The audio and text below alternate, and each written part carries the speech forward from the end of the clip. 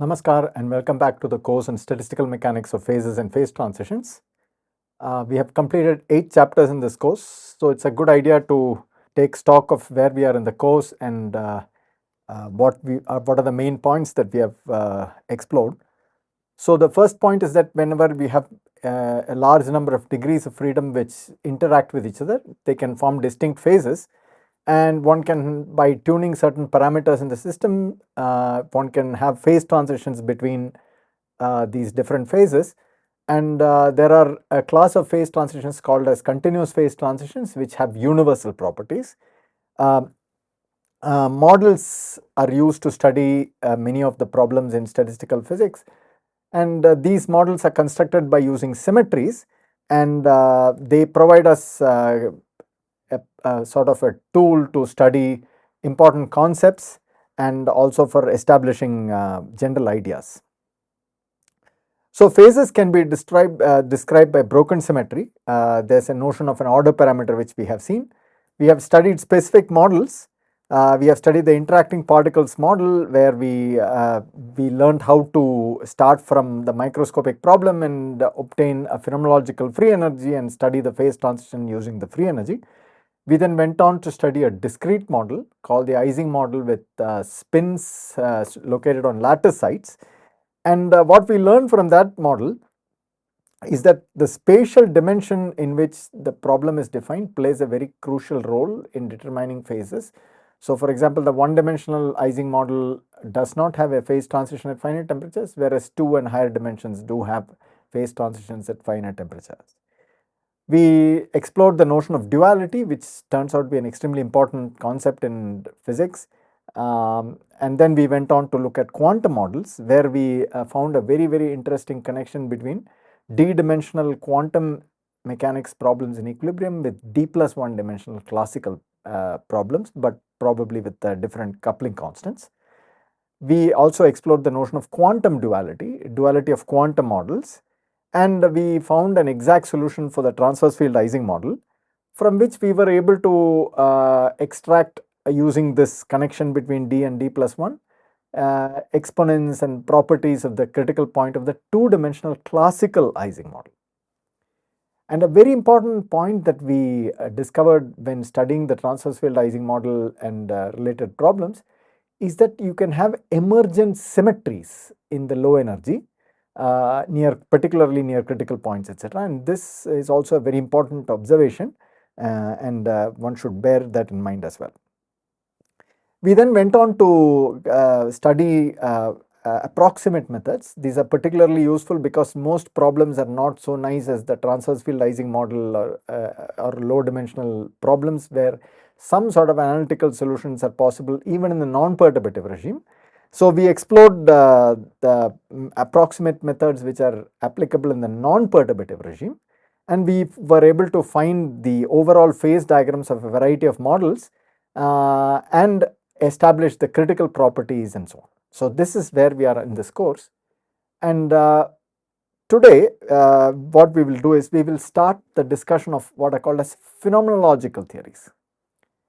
So let's start by, we have briefly mentioned at the beginning of the course the idea of microscopic versus phenomenological theories, but let's revisit the idea again.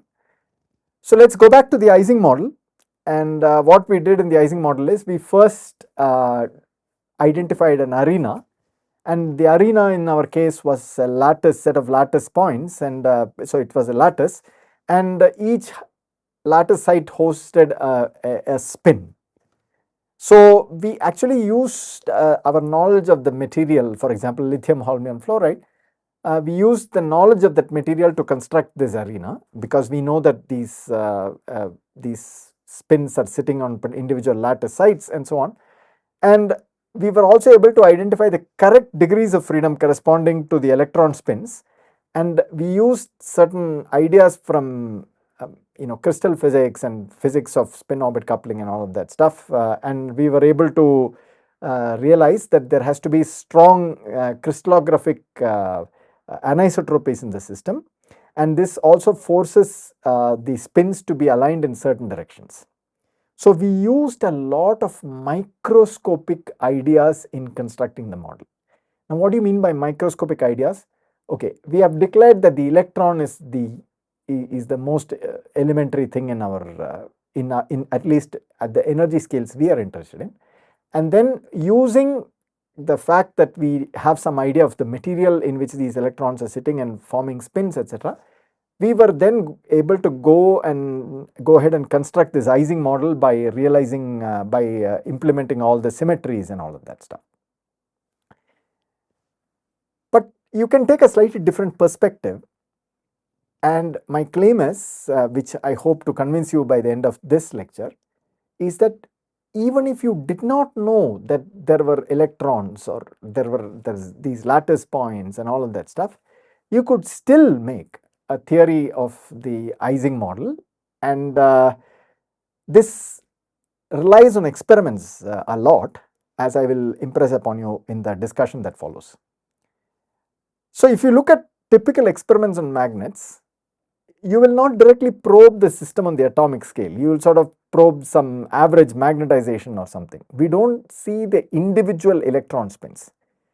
What we typically see or measure is a magnetization that emerges on a much larger length scale, right? So, this is what we actually measure. We don't actually measure individual electrons.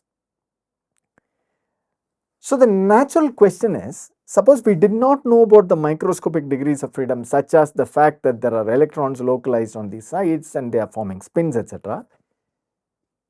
Can we write down a theory directly in terms of this thing which we call as the magnetization field, phi? I'm distinguishing between magnetization, which is the expectation value, versus something that emerges in the system, which I call a magnetization field. So, this could in principle be fluctuating. So, the average value of this could be the magnetization, right. So, this is what we call some kind of emergent field. So, we just observe the material and we see that, oh, there are these kind of magnetic kind of excitations that are showing up. Okay. So, what we want to do is, we don't worry about the fact that in the ultraviolet, that means at the microscopic scale, at short length scales, that there are these ions and spins and all of that stuff. We don't worry about any of this stuff.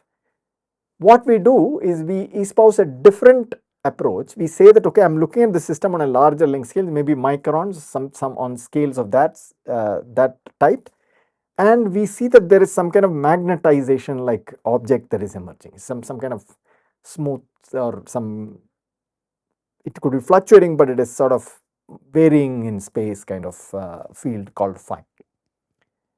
So, this is a phenomenological statement. Now we have seen this in experiments. So, we want to say, okay, if I know that this is showing up in experiment, can I write down some theory for such a field that is emerging? Okay. So, this is definitely motivated by experimental observations. So, the natural question now is, how can we use this phenomenological field? Phenomenological meaning what we have seen appearing in experiment, and how can we write a theory using this field? So, such a theory would be called a phenomenological theory. So, what we need to know is, we need to know some kind of energy function associated with this field, right? Some kind of energy density or something like that.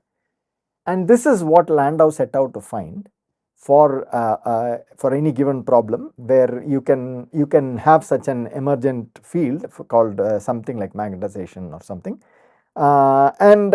He asked this question, how can I write down a theory based on the experiments that I have, knowing that such a field is emerging? So, this kind of energy function is called the Landau function.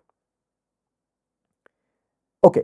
Now, I am going to first discuss the Landau function from a perspective of the Ising model as we had studied it before, so that you will get some idea of where this could be coming from.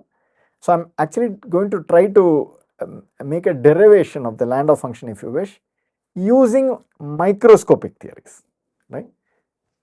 So, suppose Landau said, okay, I am going to write down the theory in some way, but you say, no, I have studied the Ising model, so I am going to do it using the Ising model. So, how do we obtain this L of phi, right? Okay. So, the first is, you have to have some idea what are the properties of phi, right? Properties of L of phi. So LFI must respect the symmetries of the microscopic model. So this is very important. So we know that 50% of the time when you cool down, you get your magnetization can be up or down and so on. So this function must satisfy the Ising symmetry, right? So what we can try to do is we can try to find this LFI directly from microscopics, and so this is what I'm going to do. So let's consider an Ising model in a d-cubic lattice with n sites. So this n, as we have usually done, is L tilde to the power d. That means that there are L tilde lattice sites along one direction, and in every direction there are L tilde lattice sites, and therefore the total number of sites simply is L tilde to the power d. Now I know that this magnetization field is related to the average magnetization of the system, and the expectation value of this will of course be the magnetization. But I am just going to say that I have this some spin configuration, and what I am going to do is I am going to find a partition function associated with this field phi by this following nice mathematical device. You will see that it is just mathematical, it will not, you will see in a minute what are the pitfalls of this.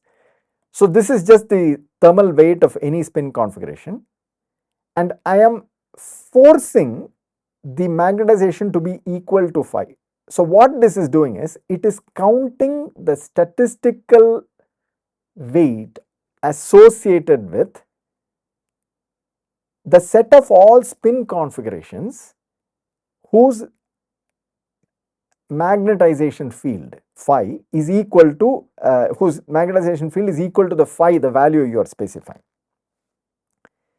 Okay, so I get some partition function like this, and from here if I just take the log of this and divide by the volume of the sample. Now you see I am introducing a volume so that this becomes something like a density. This volume will be length to the power d. Remember, length is L tilde times A. L tilde is the number of lattice sites along a direction, and L tilde A is the length to the power d. So that's the volume. So when I take a log of this, what I'm getting is I'm getting some dimensionless density, some kind of dimensionless energy density if you wish. And the important point to realize now is that I had this coupling constant J by dimensionless coupling constant J by T sitting here. That is all included in this L of phi. So this coupling constant of our problem is also included in L of phi. Okay. So as I just mentioned, L of phi has a dimension of some kind of energy density. We have made energy dimensionless. So this just as defined has simply dimensions of 1 over volume, so it has a dimension of a density. Okay, so this is the way one could try to formally see how you can get L of phi. Okay, now what we can try to do is we can try to see what symmetries will this have. So under the Z2 flip transformation on our spins, we know that phi should change to minus phi, right? So under the flip operation, phi should change to minus phi. Now my claim is, if you do this symmetry transformation, you will find that L of minus phi is equal to L of phi from the formula that we had defined in the previous. From this formula, we will see that L of phi will be equal to L of minus phi, right? So in the sense that phi is very much like the spins sitting on a lattice, but it is somewhat averaged out or something. It still transforms in exactly the same way as the spins. The main difference between spins and phi is that phi can take continuous values, right? Phi can be numbers, phi can be 0.1, 0.3, 0.7, whatnot, right? Spins Si, which were defined on sites, they can only take plus or minus 1 values, right? So this is actually a very straightforward calculation. So I invite you to check this. You can just use the previous formula that we have quoted in the last slide and go through the calculation and discover that this expression will be true. Okay. So this is when I did not have any external field. Okay. So you could add an external field H, and we know that the external field will enter the problem only by the dimensionless quantity H tilde, which is H divided by temperature. So what I can do in the presence of an external field, I could define a new Landau function, which is H phi of H tilde, which is L of phi, which is what we had defined, and this will be just H tilde times phi. Again, this can be explicitly derived using the transparency in the using the previous slide, and you can show that this is exactly the expression you will get. Okay. Okay. I want to make an important comment here. This will not be critical for the remainder of this lecture, but it will become useful for us later in the course. So the point I want to emphasize here is that the way we have defined phi here is that it's some kind of dimensionless quantity. As you can see that, when I said phi is equal to 1 by n s, I am thinking of phi as a dimensionless quantity. Later in the course, we will see that we have some freedom in defining phi in different ways, and sometimes phi can be dimension full as well, right? In many cases, phi will turn out to be dimension full, and it turns out to be very useful to define it that way. Ultimately, it's some definition, keeping certain reference points for making certain quantities dimensionless, which means that we may have to change the dimensions of phi. So this is an important comment for later. As of now, you can just imagine phi to be a dimensionless number. Okay, so let's proceed. So how do we use the Landau function to study something? Well, so what we can do is, we know that this phi itself is some fluctuating quantity. So what we could do is, we could just study the statistical distribution of phi, and the partition function associated with this phi is integrate over all phi's e to the minus L phi H tilde. Now I invite you to show that this is exactly the partition function of an Ising model with an external field H, which enters the problem by H tilde, which is H by T. You can show that this is exactly that partition function. So in a sense, this is a formally exact result, right? Z is the partition function of the Ising model, right? Okay. So if you know this, then the magnetization can be easily obtained. Magnetization is the expectation value of phi on this ensemble here, right? So you can just take the expectation value 1 by Z of this, and you will get the magnetization. Okay. All right. Now okay, there is a small typo here. There should be a V here. So these should be V times. Okay, so this should be the volume of the system should be here. Okay, otherwise it will not be correct. It will not have the correct dimensions. So there should be V here and a V here. Okay, all right. So I'm going to make a statement here, which is saying that I can evaluate this magnetization approximately by ignoring the fluctuations of phi. So the idea is, we'll revisit this idea later. Remember that there is a V multiplying this, which is not shown here. So V is in the thermodynamic limit a very large number. So this is exponential of minus a very large number multiplying some kind of density. So the argument is that the value of this quantity can be evaluated by simply finding the minimum of this quantity, right? We will come back to this idea of ignoring fluctuations and all later in the later lectures of this chapter. But for now, let us say that we will say that the magnetization is given by the value of phi that minimizes, or at least the derivative of L with respect to phi vanishes. So you take this L of phi, take the derivative, equate it to 0 and solve for phi, and the solution of that will give you the magnetic field. And the free energy of the system, some dimensionless free energy, if you like, will be free energy density, will be L is equal to phi time phi evaluated at this m. M solves this equation, and this is what we will get as the free energy. So this is, remember, it is an approximate statement. So how do we know whether there is going to be a broken symmetry or not? So the broken symmetry will show up like this. So if there is some temperature below which this quantity, the magnetization, in the absence of any external field, that means I am going to let the external field go to 0 plus, if that turns out to be non-zero, then we will say that there is a broken symmetry. Okay.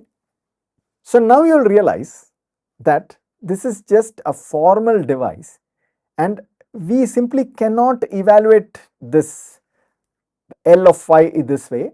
If you evaluate L of phi this way, yes, it is some way of describing the system, but there is no simple way of evaluating, because the evaluation of L of phi is what was shown here, is as difficult as solving the Ising model itself, if right, if not as difficult, maybe close. So it is not possible to go to the L of phi by using the Ising model itself without making probably some drastic approximations or something like that. Okay. So here is where the amazing creativity and the physical insights of Landau came to bear on this problem, and he took a different approach than appealing to the microscopic formulation of the problem. Right. So what we have done in the last 2-3 slides is we appeal to the microscopic definition of the problem. So his point was that, Landau's point was that we may not even know what is the microscopic definition of the problem. We just know that some degrees of freedom are showing up when we do experiments. Question is, can we write down a theory purely based on that knowledge? Okay. So this is a very insightful set of ideas. So I'm going to take you through those ideas in the next few slides. So what is Landau's approach? Let's go through this very carefully. So Landau's idea is, do not appeal to microscopics like we did in the last few slides, but make up a phenomenological function for L of phi. Phenomenological function means that we are going to use all known experimental information for us, right? So we know that there's let's say that I'm working with some 3-dimensional Ising magnet. I know that I am having a phase transition at some finite temperature Tc, and below that I have some broken symmetry and I have some order parameter, and you can try to make up a phenomenological theory that at least uses this information. Okay. So I have emphasized on experiments, but you can also do some numerical work on some microscopic model which somebody has constructed, but they are not telling you what the microscopic model is. They are just telling you, oh, I'm seeing that if when I coarse grain or something, I'm seeing these fields emerge. So you could then use that microscopic the results of the numerical simulations, and you can try to construct a Landau theory, or basically pretty much any phenomena that you know is happening, you can try to construct a Landau theory. So to construct this phenomenological function, Landau made certain postulates. So the first postulate that he made is that L of phi will depend on some coupling constant, it depends on phi, it depends on a variety of things. But the main point is that it is an analytical function of all its variables, right? So this is an analytical function of all parameters involved in the problem. So this is a postulate, okay? So he started off with this. Second is, very important, is L of phi is invariant under any symmetry operation of phi. So for example, if phi were some Ising like something that transforms under some kind of flip symmetry, then phi will go to minus phi, and Landau function should be invariant under the transformation of phi to minus phi. That means L of minus phi should be L of phi, as we had seen in the previous microscopic discussion. Okay. So these are some very general mathematical properties that the Landau function has to satisfy. Once you make these statements, additional information is the phenomenological input. So one of the phenomenological input you will need is, what is the magnetization, right? Or when is the spontaneous magnetization occurring? So for example, you will say that, oh, when T is less than Tc, I should get spontaneous magnetization, right? So what this means is that there are some microscopic models with many dimensionless coupling constants. We may not know what those coupling constants are a priori when we set out to do this problem. But we know that there are something like temperature, etc., that we are seeing, which is causing the change of phase and stuff. So what we will say is, we will say that we are going to design this L of I in such a way that we will introduce enough such coupling constants which will allow me to see whether there is a broken symmetry phase or a symmetric phase, right. So I have given you a very general idea. These are the principles by which Landau used to construct his functional to study, and you will see that it is a very strongly physically motivated approach. And the natural question to ask is, how can we construct the Landau function for our Ising model? So we know microscopically we have Ising model, but we are not going in writing down the arena, lattice and all of that. We are just going to say what is the Landau function.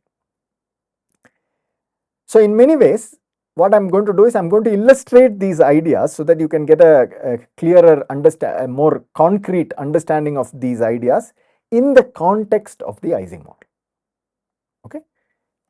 So maybe what you should do now is, you could pause the video and you could just try to construct this yourself, right. Just give yourself a chance to discover this, and then maybe after a little bit of time you can resume the video and see whether you have done it correctly.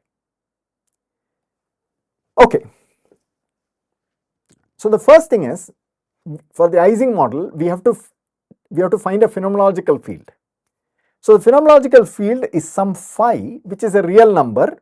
Remember, now magnetization can be anything, right? I mean, it can be going from 0 to 1, whatever. It can be any number between those two. So what we are now going to do is that we have chosen this phi to be a real number to represent our magnetization field, and we are going to insist that this can represent the Ising symmetry. That means the Ising symmetry can act on this field and transform it. And what we are claiming is that this transformation is described by phi under the action of the flip will go to minus phi. Okay, so this is what we are claiming. So this is again a postulate for the Ising model. Okay. So now what I am going to do, I am going to say that, okay, I have some function phi, I know it is analytic, so I can write this in some nice series like this, right.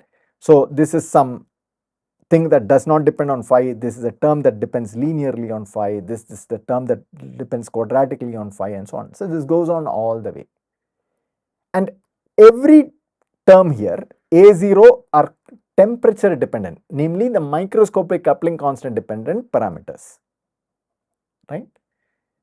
And all of these functions are analytic. So taken together, this whole function will be analytic in phi, t and what. So this is a form of the Landau function. Okay. So using analyticity, we have express the Landau function in this form.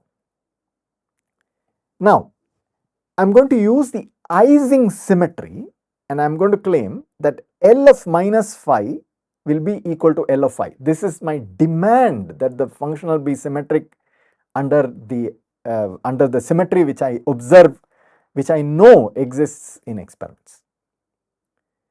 So what will that give us? So if I now, you can just go through this. If I make L of phi, A naught of t will not change. This will pick up a minus sign because phi will go to minus phi. And this A2 will phi square, so nothing will happen to this. I will pick up a minus sign here.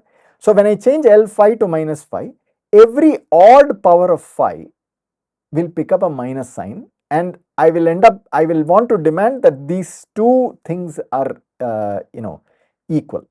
So when I demand those two things are equal for all phi, I will be forced to make the following conclusion. I will be forced to make the conclusion, because everything is analytic, that all the coefficients of odd powers which are functions of temperature, they all vanish. All the odd powers of phi vanish. Okay. So this is now gotten to us from symmetry, right. We are stating this by the idea of symmetry, right. Okay. So now what I am left with is, I am left with only the even powers, and now note that a naught of t, right, that is an analytic function of t. So if I have an analytic function of t, we know that that will not contribute to any phase transition or anything like that. So it may contribute to non-universal things about the critical point or things like that, but it will not contribute to any interesting physics associated with phase transitions. So for our purposes, since we are primarily interested in understanding phases and phase transitions in and around the the critical point, we can ignore this analytical piece. So we can just drop this from our considerations. We are not saying that it doesn't exist. We are saying that we don't need to worry about it for our purposes. Okay.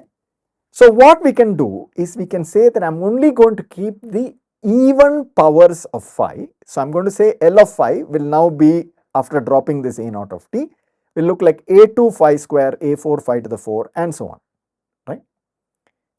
And we can truncate if we are very close to the critical point or something. Then you see the phi will be in some sense, in some physical sense, small, because if you are above critical point, there is no phi. If you are above Tc, there is no phi because there is no magnetization field, etc. Below Tc, there is some kind of magnetization field. So if you are very close to Tc, you can think of this as having some small values, and therefore it may be a useful approximation to truncate this at some finite power of phi, which in our case we will do at power 4, right? Okay.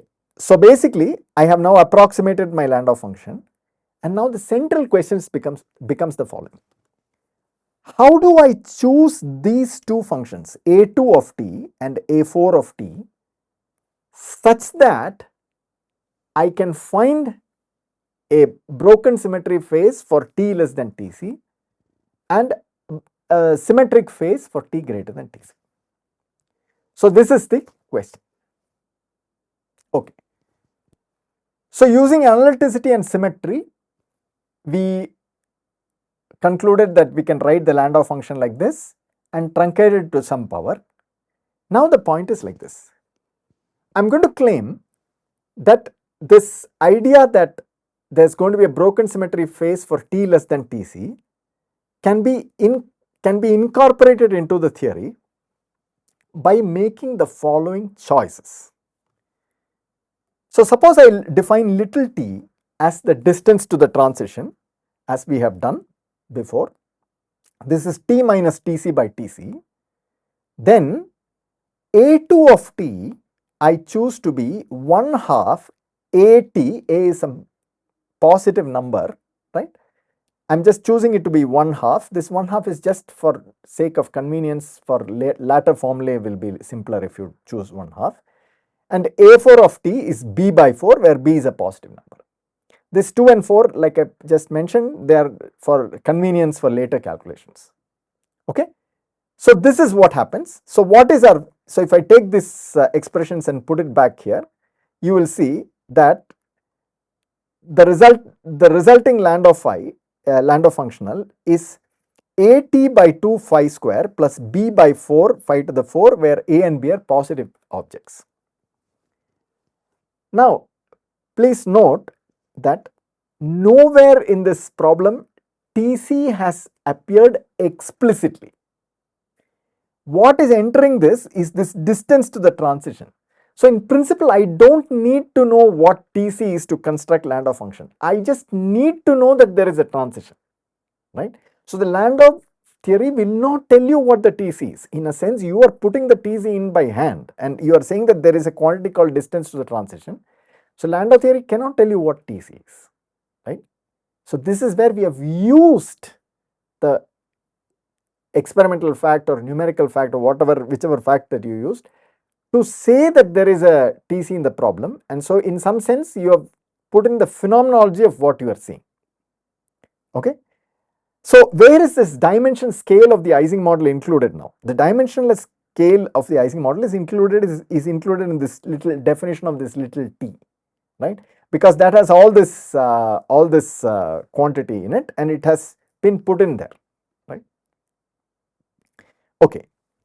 So this is our Landau function in the absence of a magnetic field, and just by very same discussions that we had, in the presence of a dimensionless magnetic field, you take exactly this quantity and just add the energy associated with this magnetization field talking to the external magnetic field. Okay, so this is our Landau function for our problem, which you must remember has been derived without any knowledge of the Ising model or any such thing. All we have used is the notion of the fact that the underlying problem has some flip symmetry. That is, the field transforms under a flip symmetry and it will take from phi to minus phi. That is the only thing we have used, and the other sort of postulates are very natural to say that, you know, there is some analytical form of the free energy density and all of that stuff, right? So this is what we have done. So in a sense, you might say, okay, can it do the job for us? I mean, does it have enough power to capture the physics that we want to capture? Okay, so let's explore.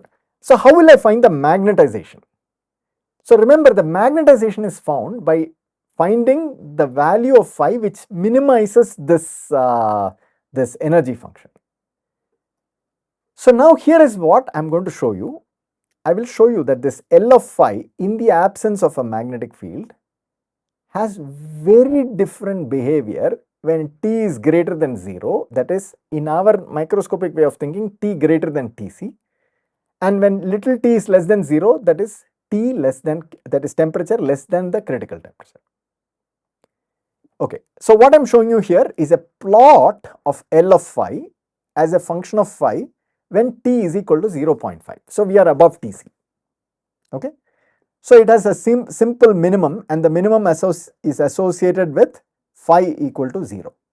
So if I want to find out what is the magnetization, I just take the derivative of L of phi and equate it to 0, and the derivative will vanish only when phi is equal to 0.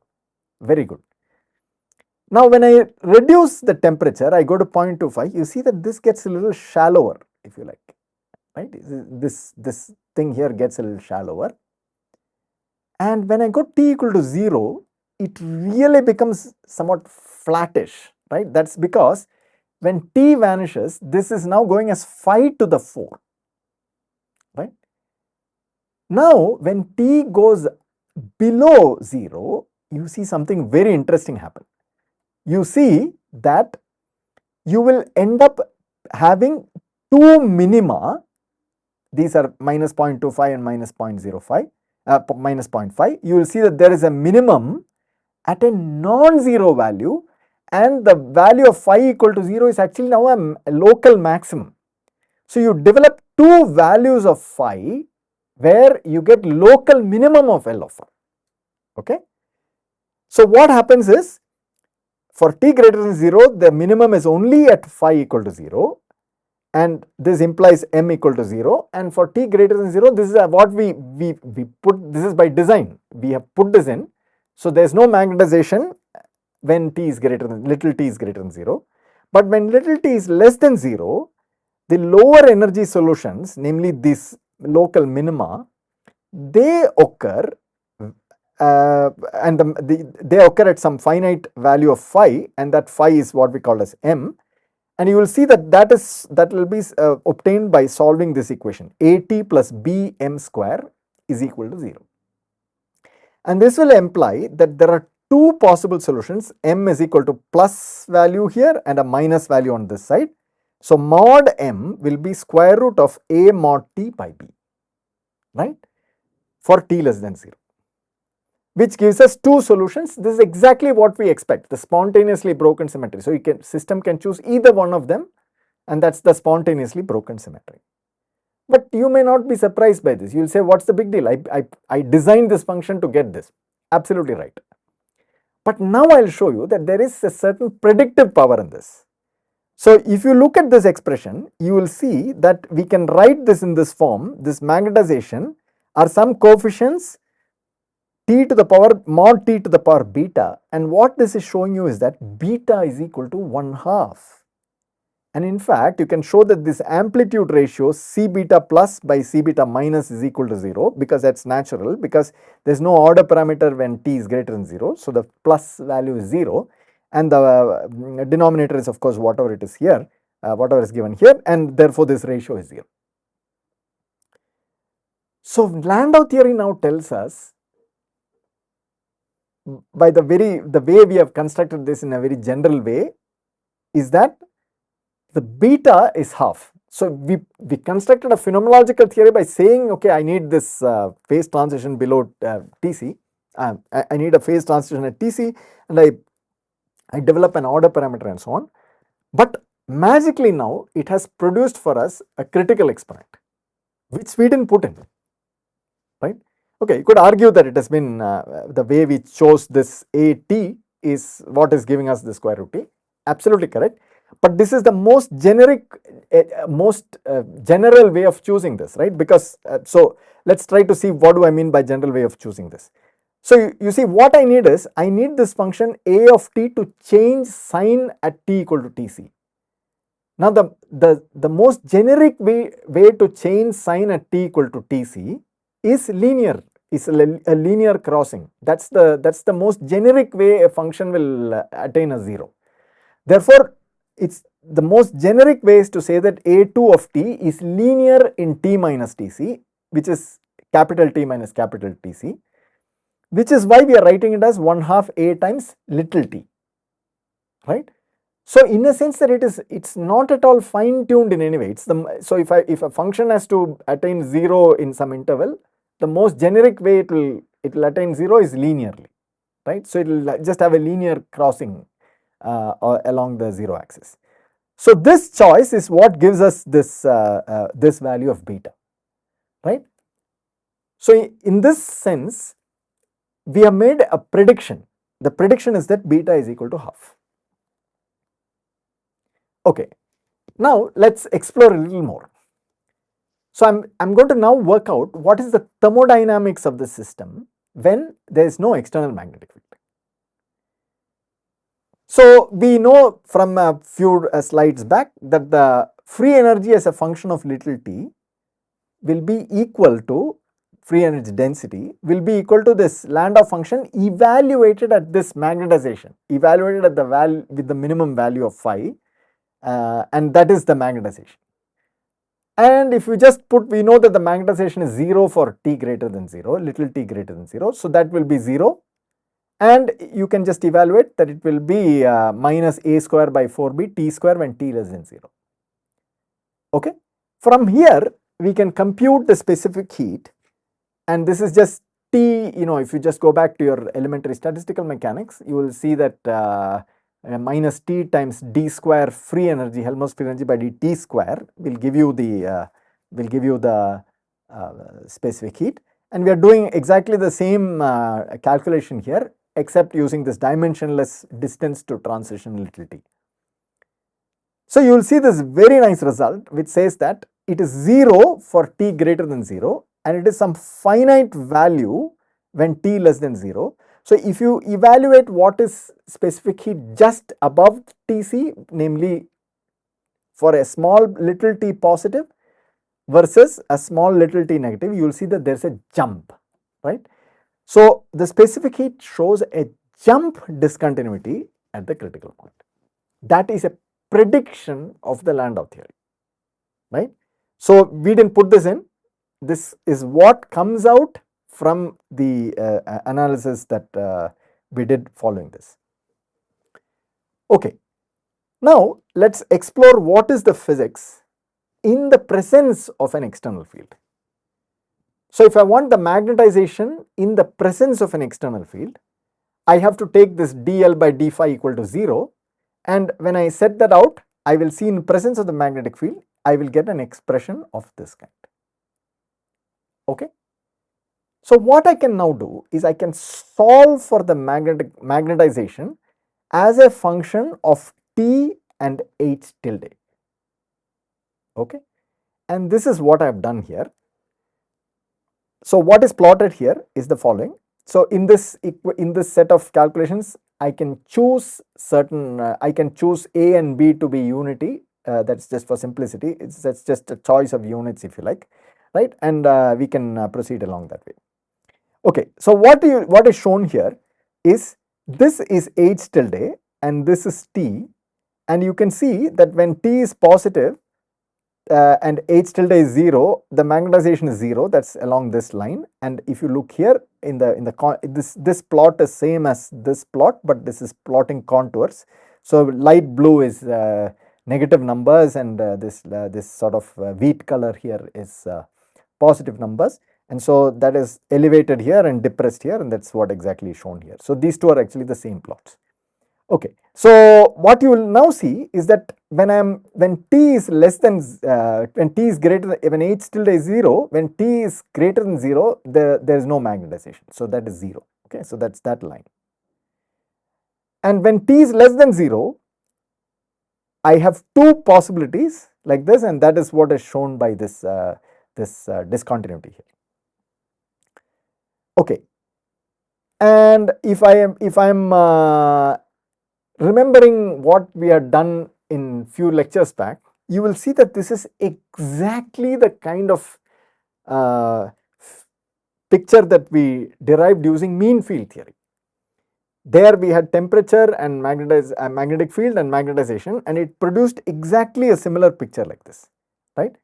So there is spontaneously broken symmetry for t less than 0. This is not surprising because we put this in, but it tells you some other very interesting things. So first is, whenever H tilde is non-zero, so H tilde is non-zero, there is no phase transition whatsoever, right? So that's exactly what we see here also.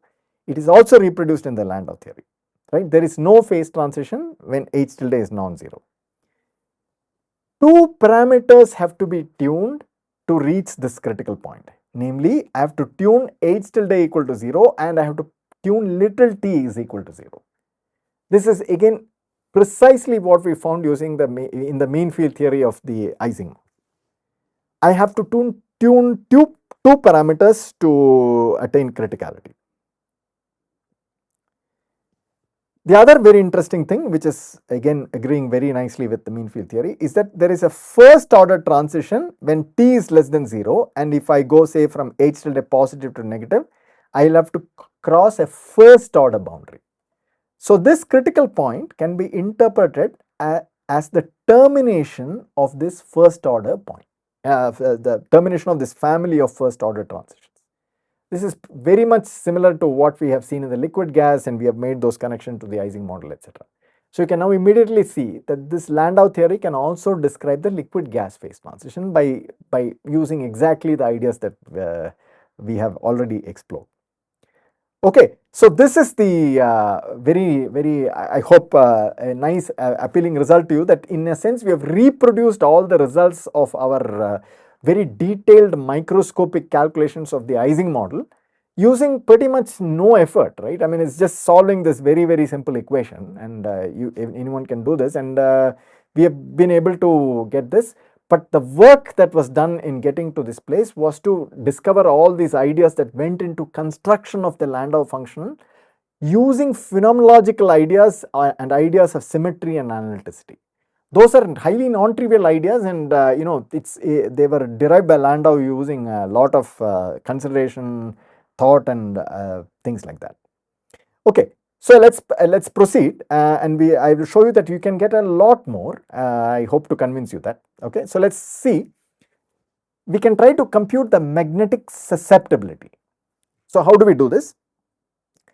So magnetic susceptibilities. So we have of course solved the problem with the magnetic field for arbitrary value of the strength of the magnetic field, etc. But if you want to study the magnetic susceptibility, what we will typically do is we will have a state in equilibrium with no magnetic field applied. I will apply a small magnetic field and I will ask how much extra magnetization shows up. Okay. So for this, I will assume that there is a magnetization in the system called M. So M, let's say, is the spontaneous magnetization. And what we will want to find is we want to find delta M. So what I'm going to do is I'm going to take the previous equation and write this as ATM is the spontaneous magnetization plus delta M, plus b times m plus delta m cubed is equal to h tilde. So this is the same equation as the previous slide, except that now m here is interpreted as a spontaneous magnetization in the absence of a field, and delta m is the excess magnetization produced by a small h. Okay. So with this, I will just to linear order in delta m on the left hand side, I can show that it is equal to this quantity, and I will get h tilde, and from here I can find the relationship between delta m and h tilde, and that will give me the susceptibility.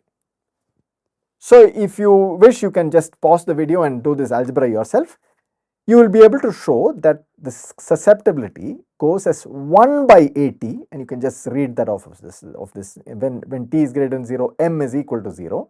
So this just goes away, and I'll get AT delta m is equal to this, and that's exactly what the susceptibility of 1 by AT is. So this gives me for t greater than 0, and for t less than 0, I will get this is 1 by 2a times mod t. Right, I have to get the mod because t is negative there. Okay, so this immediately tells us that Landau theory is making a prediction.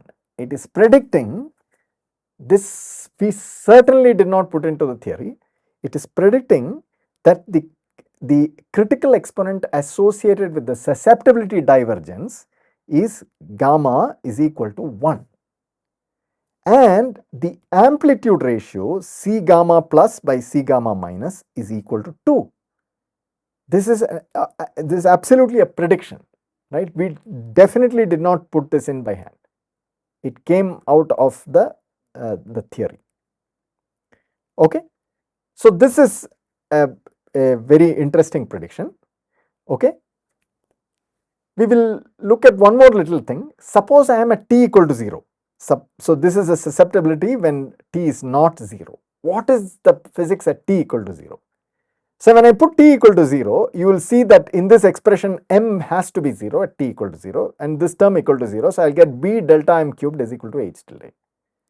So what this is telling you is that at criticality, at t equal to 0, we do not have linear response, and in fact you will find that delta m goes as h tilde by b to the power 1/3, and this tells me that this Landau exponent delta, this is an exponent delta, that is equal to 3.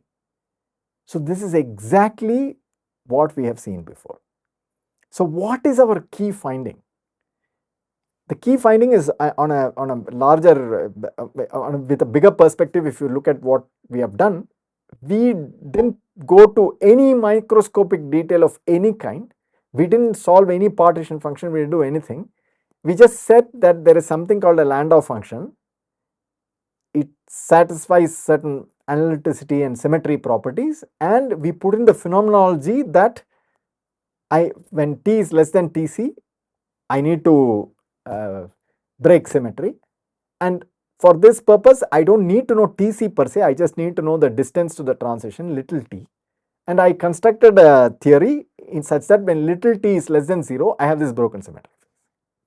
And I went through all the principles of thermodynamics after that, and just used standard expressions to compute all the critical exponents and the phase diagram, and all of that looks very much like what we found for the Ising model by our previous approaches.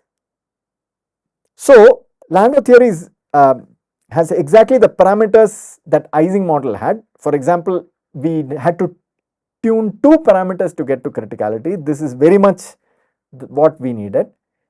So B, we took it as a positive constant. So the only thing that is, so it has 2 parameters, dimensionless coupling constants if you like, little t and h tilde, that comes out nicely. And B is some fixed parameter which we don't vary. We just need to postulate that there is some fixed parameter B. Okay, but here is the very surprising part. If you now have looked at our lectures on mean field theory very carefully, you will realize that the exponents that we have computed are exactly same as what we found using the mean field theory. So I don't know whether this surprises you or not.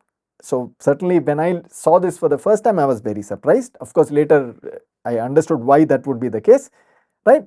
But it is actually quite remarkable that with no appeal to microscopics and just very simple algebraic calculations, we are able to pull off exponents that were obtained from mean field theory. Now, if you look at what we did in the interacting particles model, we also got very similar exponents there, right? There we did fairly detailed calculations. We had to regularize, we had to take connected diagrams and all of this very fancy technology to get to those results. But here we are able to obtain the very same results that those, shall we say, more sophisticated techniques obtained, and with very little hard labor, if you wish, right? So this is a quite remarkable achievement, right? So in some sense, it is telling us already that all this fact that, oh, there are some microscopic degrees of freedom, they're interacting and all those things somehow are forgotten when you come close to the critical point, and some essential features of those things emerge and contribute to the physics that happens near the critical point. So in that sense, it's also very physically insightful exercise. We are able to see that phenomenological approaches can actually produce critical exponents and things like that. But remember, unfortunately, we know that the critical exponents of mean field theory do not match with experiments. So naturally, critical exponents of Landau theory also do not match with experiments. Okay, that's a bit of a bummer, but that's what it is. So, okay, so let me summarize this lecture. So, we have seen a phenomenological approach to constructing theories of phases and phase transitions. Phenomenological approaches, they are typically motivated by experiments, and you try to isolate something that you see on a larger length scale. So I have to tell you that although I motivated this ideas using the Ising model where we know the microscopics, Landau theory is particularly useful in cases where we do not know the microscopics whatsoever. We cannot probe system on those length scales, so we do not know what things are made of on a really small length scale. But what we do see is something that we see on some intermediate length scale. So in the context of Ising model, I could say that the spins are sitting on a scale where the distance between spin is our angstrom length scale, whereas we are probing probably on micron scales, which is several orders of magnitude larger, and we see something like a magnetization. So similar things happen in other areas of physics, starting in condensed matter, in high energy physics. There is some microscopics which we may not know, but we may be probing the system on some larger length scales, and we could be seeing some kind of things like this phenomenological field phi that we have postulated. So even if you do not know microscopics, you can do Landau theory. So the key idea is that you use some kind of emergent field whose expectation value is typically an order parameter, and it transforms correctly under the symmetry that is inferred from experiments. So we know that, for example, the fact that there is Z2 symmetry is inferred from experiments, because if you cool down the system, spontaneously it magnetizes either in the plus or minus direction. 50% of the time it is plus, 50% of the time is minus, and this is what tells us that there is some symmetry in the problem. So if you know that such symmetries arise, then you can implement those symmetries in your theory, and this is done by finding the Landau function. And the idea of the Landau function, you use some simple mathematical postulates. It's analytical function of all its variables. It's invariant under the symmetry transformations on phi, and you use the parameters, that the free whatever remaining parameters of your theory, to reproduce some known phenomenology. But the most important thing is, if you just use the phenomenology and get back the answer of the phenomenology, that's not predictive. But you can see that Landau theory makes predictions. It tells you what are the critical exponents and so on, right? So it does. So it's actually a concrete theory in that sense, right? It has predictive power. Okay. So this is the main story of how to construct the Landau theory, and we have constructed the Landau theory for the Ising model, and we have reproduced critical exponents that are identical with what we found for the mean field theory. Okay. Now, if you pause for a moment and think about what we have done, we have also looked at another problem with Ising symmetry. This is the BEG problem, Bloom-Emery-Griffiths problem for the mixture of helium-4 and helium-3. We also modeled that by a problem with Ising symmetry. But that problem, the BEG problem, had a much richer phase diagram with a set of continuous, with a line of continuous transitions which terminate, and then another line of first order transition separated by meeting at a tri-critical point. So there is much richer phase diagrams we have obtained for Ising systems with Ising symmetry. So a natural question that might come to your mind is, how is it that I can get such phase diagram from Landau theory, or am I just is it all I can do with Ising symmetry is this simple Ising model kind of phase diagram, or can I even get richer phase diagrams with multi-critical points and all of that stuff? Okay, so I will discuss that in the lecture, but perhaps what you should do is, before you watch the next lecture, you should try to work this out yourself, and in the next lecture maybe you will join me and we can exchange notes. So I look forward to seeing you there. Thank you.